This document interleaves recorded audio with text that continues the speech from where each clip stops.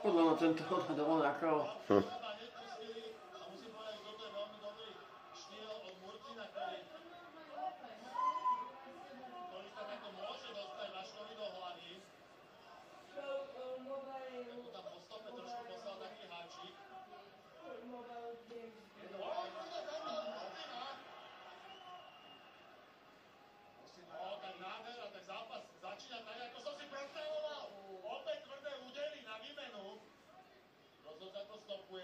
Upozorňuje Páriho Vaška, aby nestiahoval hlavu svojmu superovi do klinču. V boxe to je samozrejme zakázané.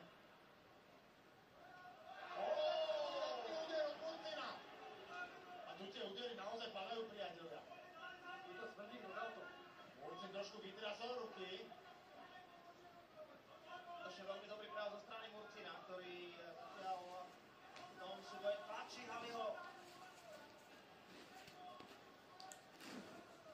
Čo Pári teraz potrebuje vyťahnuť všetky svoje skúsenosti z stand-upových športov. Murcino dostala do problému, teraz sa mu vysmieva po tom spodku.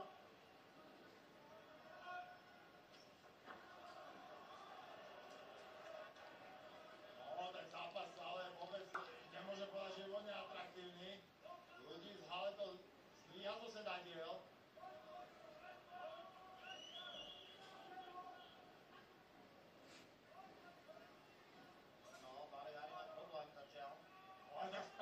Predná ruka tvrdá.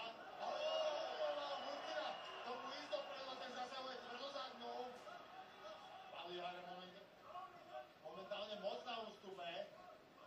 Moc sa predkláňa. Tam prišlo aj napomenutie od ringového rozhodcu. Áno, prišlo napomenutie, že nemôže robiť vlastne otočky a pirulety. Tak, tie otočky boli zatiaľ dominantou jeho výkových aktivít. Otočky si treba nehať na ten nástup. A pozri, tam spodky prichádzajú tvrdé. No, tak Murcin neostáva nič dlžný Vaškovi a vracia mu tie údery po stope. A tento zápas má naozaj predispozíciu sa zvrhnúť totálnemu masakru. A Murcin opäť ukazuje Vaškovi, že toto kamarát mi nič nerobí. A pritom sa snaží tvrdo zasiahnuť zadnou. To sa nedá vypíšať. Tvrdá predná a pozor, tam bol nastakený lakeť od Páliho Hariho zase.